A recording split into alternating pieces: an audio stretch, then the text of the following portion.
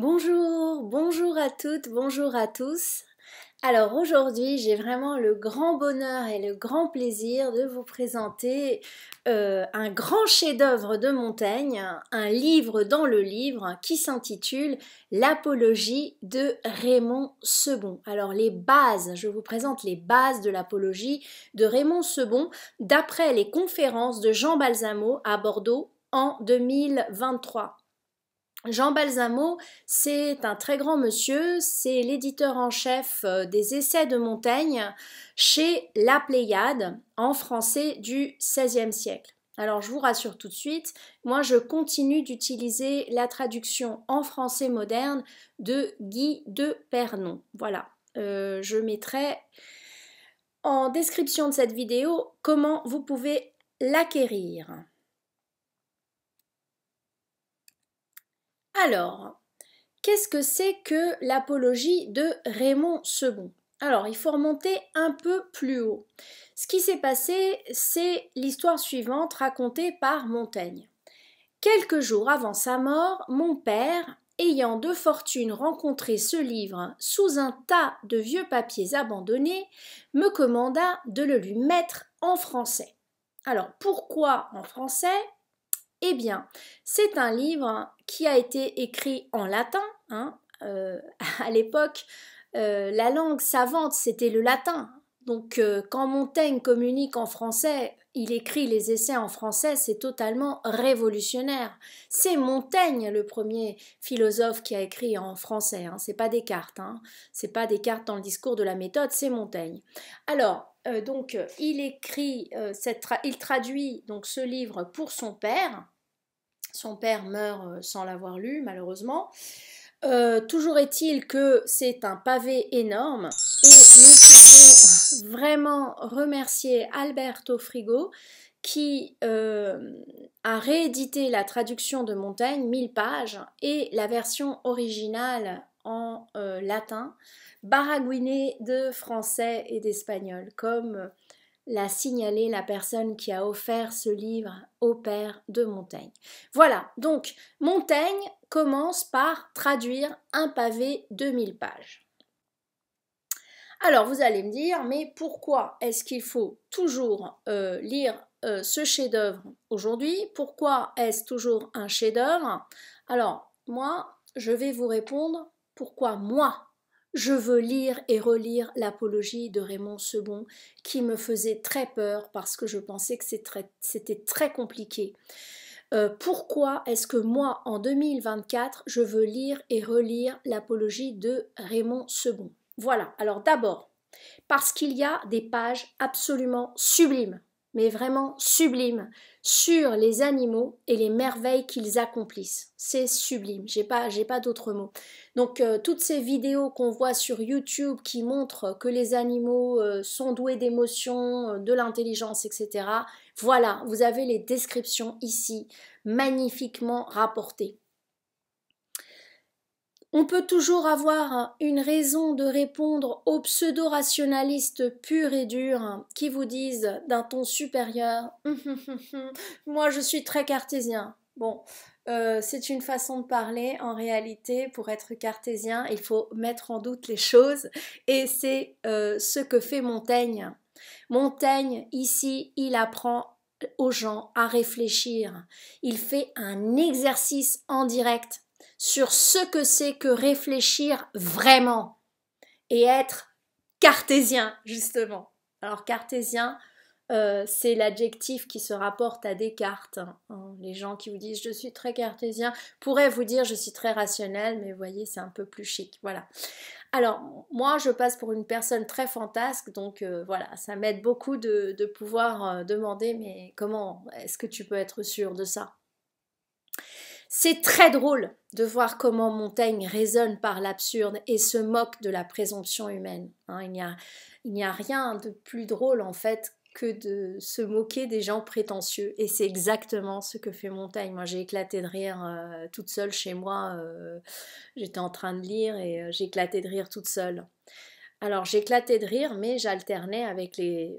J'ai pleuré en lisant. Les pages sur les animaux sont tellement belles que moi ça m'a fait pleurer.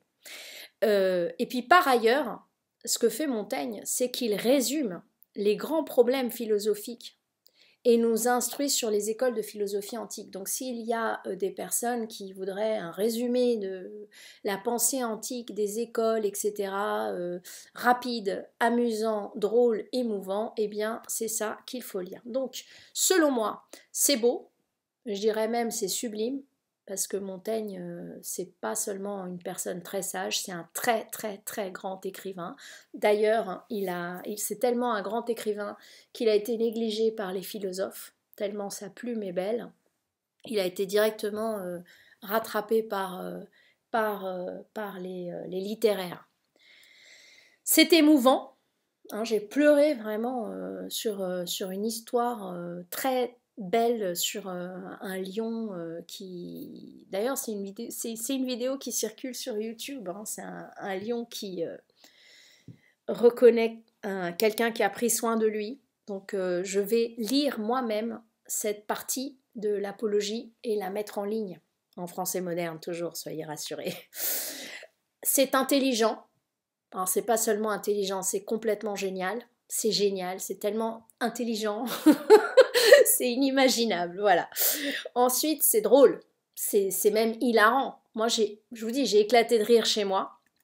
Et surtout, c'est très pédagogique. C'est très, très pédagogique.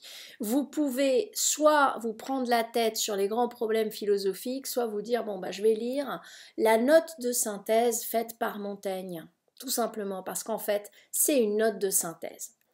Alors, pourquoi a-t-il écrit cette apologie de Raymond Sebon? Pourquoi apologie? Alors, qu'est-ce que c'est déjà que apologie? Alors, apologie, c'est une manière de dire défense de Raymond Sebon. Alors, pourquoi doit-il défendre Raymond Sebon? Alors, il a fait sa traduction, c'est un best-seller, tout le monde lisait cette théologie naturelle, donc le vrai titre, c'est Livre des créatures. Et en réalité, voici ce qui s'est passé. Voici ce qu'écrit Montaigne. En fait, il l'a écrit pour quelqu'un. Alors, on ne sait pas qui c'est, ce quelqu'un. Donc, voici ce qu'il écrit. Vous, qui, de par l'autorité que votre grandeur vous procure, et plus encore du fait de vos qualités personnelles, pouvez d'un clin d'œil commander à qui vous plaît, vous auriez dû donner cette charge à quelqu'un qui fit profession de lettré. Bon, Montaigne ne dit pas qu'il est grand savant, non. Et qui eût bien autrement renforcé et enrichi ces idées-là. En voici pourtant suffisamment pour ce que vous avez à en faire. Ben alors tiens, qu'est-ce que cette personne a à en faire? Et qui est cette personne? Eh bien, on découvre qu'il s'agit d'une dame, figurez-vous. Montaigne écrit « Les dames qui mériteraient qu'on les secourût mieux ». Donc, très très galant homme. Donc, mais qui est la mystérieuse dame qui lui a commandé cette apologie, cette défense de son livre, de Raymond Sebon? Eh bien, c'est pas moins que Marguerite de Valois, qui est reine de Navarre. Alors, c'est Jean Balsamo donc, qui a émis cette hypothèse et tout le monde est à peu près d'accord avec lui. Alors, qui est Marguerite de Valois? Si vous avez entendu parler de façon assez irrespectueuse au XIXe siècle, on l'a appelée la reine Margot, hein. C'est Alexandre Dumas qui a écrit la reine Margot. Eh bien, c'est Marguerite de Valois. Alors, dans le film qu'a fait Patrice Chéreau de la reine Margot, on voit une femme dépravée. Bon, c'était probablement pas le cas. Bon, il a fait un film qui a fait connaître l'époque et la Saint-Barthélemy. Bon, après, c'est à nous de chercher un peu plus la réalité historique. Il y a des historiens qui l'ont fait, on peut les lire. Bon, en tout cas, toujours est-il que qui est Marguerite de Valois? Eh bien, c'est la fille de Henri II et de Catherine de Médicis. C'est l'épouse de Henri de Navarre. Donc elle est reine, hein, elle est reine de Navarre et à la mort, enfin à l'assassinat de son frère Henri III, eh bien elle va être reine de France avec son mari qui devient Henri IV. Voilà. Alors pour faire des petites révisions sur le contexte, je vous conseille la vidéo que j'ai mise en ligne précédemment, juste avant celle-ci, où je fais une synthèse de la période qui est un peu troublée avec les successions de rois et de reines entre celui qui est mort avec une lance dans l'œil, donc ça c'est Henri II, c'est les frères de Marguerite de Valois qui sont morts très jeunes, à 16 ans et à 25 ans, et qui ont été assassinés. C'est un peu compliqué. Donc pour une petite révision, je vous recommande la vidéo précédente. Alors, que s'est-il passé? Vraisemblablement, d'après Jean Balsamo. Alors, Marguerite était donc à Paris, hein, au Louvre, et elle a épousé Henri de Navarre. Alors, il est roi de la Basse-Navarre, donc j'ai mis un petit cercle pour montrer où ça se trouve. Mais ils n'habitent pas en Basse-Navarre, ils habitent au château de Nérac. Alors, le château de Nérac, c'est un château qui a été construit par la mère de Henri, Jeanne d'Albret, une femme absolument extraordinaire, exceptionnelle, avec une personnalité, une force, vraiment une âme extraordinaire. Donc, elle a construit ce château et c'est là que Marguerite et son mari se trouvent. Marguerite lit son livre, c'est une femme très instruite, hein, c'est une princesse, hein, c'est quand même la fille du roi Henri II et de Catherine de Médicis. Et donc à Nérac, elle invite Montaigne qui est pas très loin à Bordeaux, hein, qui vient souvent, Agrippa d'Aubigné, Sallustre du Bartas, donc 2 écrivains, mais il y a aussi des juristes théologiens qui, d'après Jean Balsamo, se moqueraient de la lecture que fait la reine Marguerite de Navarre de la théologie naturelle de Raymond Sebon. Alors, Montaigne, qu'est-ce qu'il fait?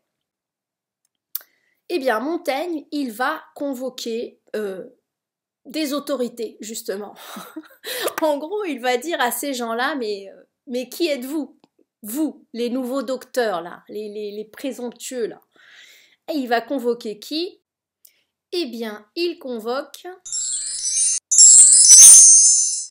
les stars de l'Antiquité. Il convoque Aristote, Platon, Héraclite, Diogène, Socrate, Lucrèce, Cicéron. Donc il convoque les membres de l'école d'Athènes que vous voyez ici dans une très belle illustration que j'ai prise sur la libre.be de Rive Cartoonist, qui est très pratique, où on voit à qui correspondent ces figures, et il ajoute Cicéron et Lucrèce, donc 2 auteurs romains, en plus de Plutarque, qui est postérieur. Voilà, donc à côté de ça, c'est difficile pour les juristes théologiens.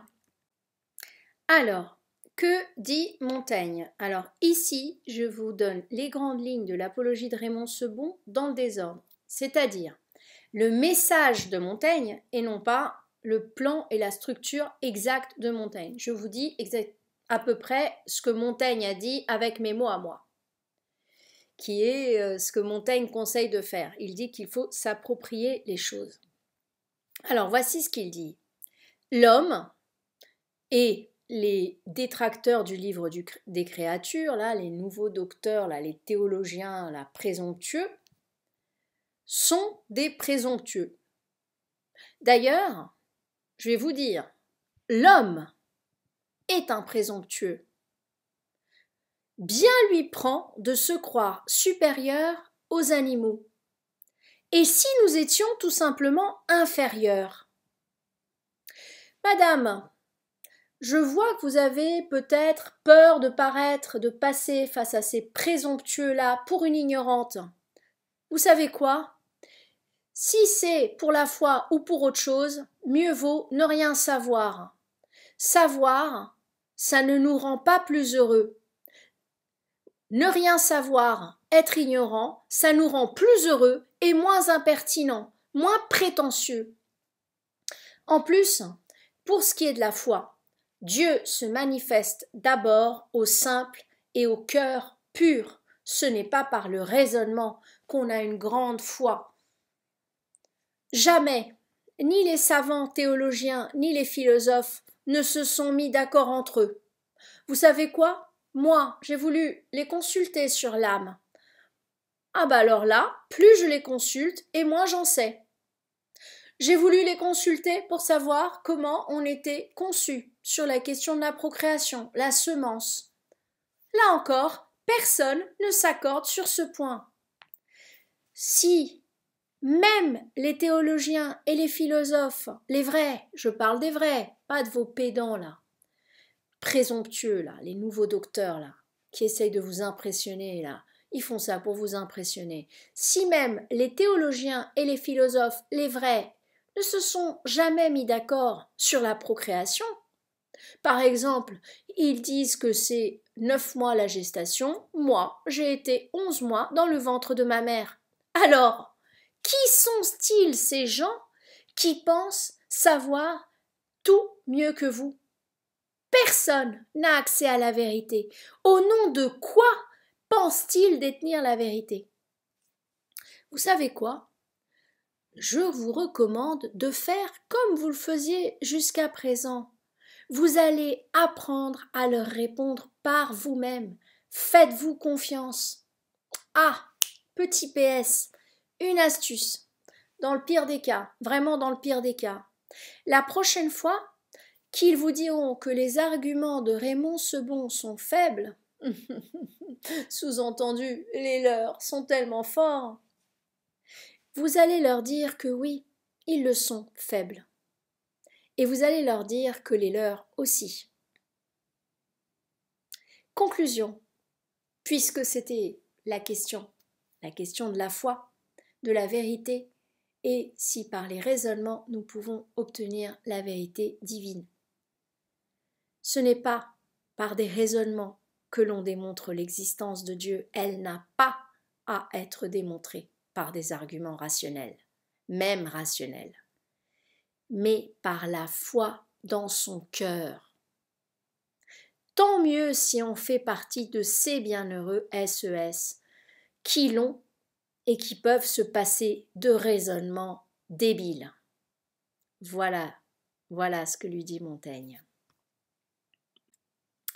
Donc, j'insiste sur l'élégance de Montaigne. Voici ce qu'il écrit. Vous, pour qui j'ai pris la peine de faire un si long exposé contre mes habitudes. Et il s'est dit, bon, moi je vais vous les mettre KO les gars là.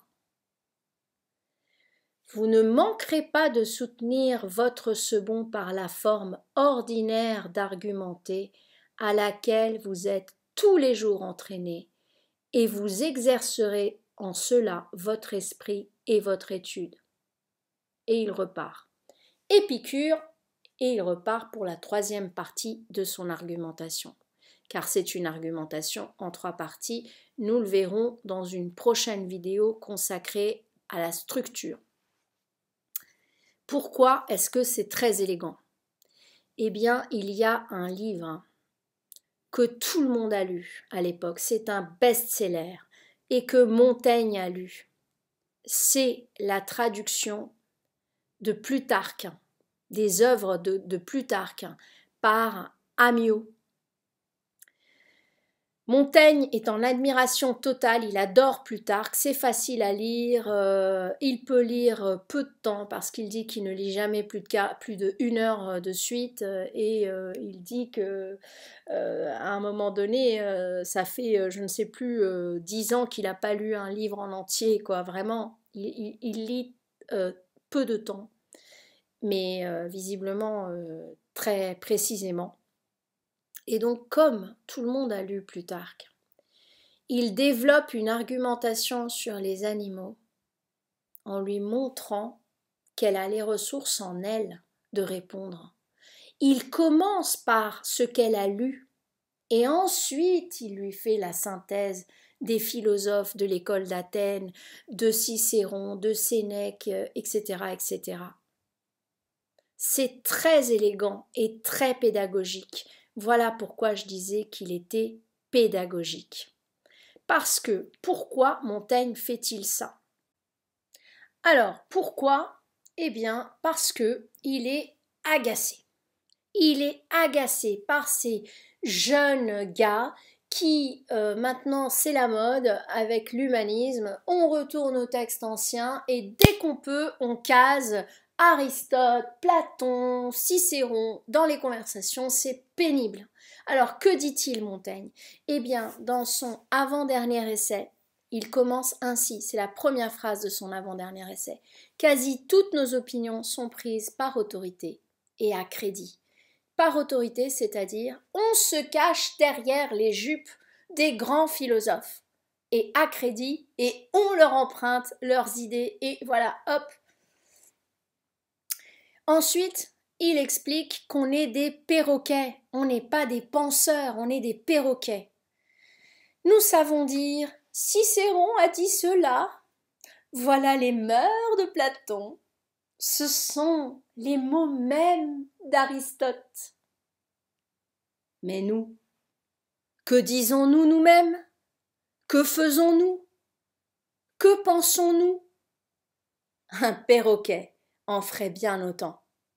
Alors j'en profite pour dire que les perroquets sont, alors hop, Cicéron, Aristote et Platon, pardon, et Aristote. Alors pourquoi un perroquet et quelle histoire avec les perroquets? Eh bien les perroquets sont des animaux qu'on a découverts dans le Nouveau Monde. Donc Montaigne meurt en 1592, le Nouveau Monde a été découvert en 1492, donc perroquet c'est l'animal exotique qui répète les sons qu'il entend, c'est absolument merveilleux.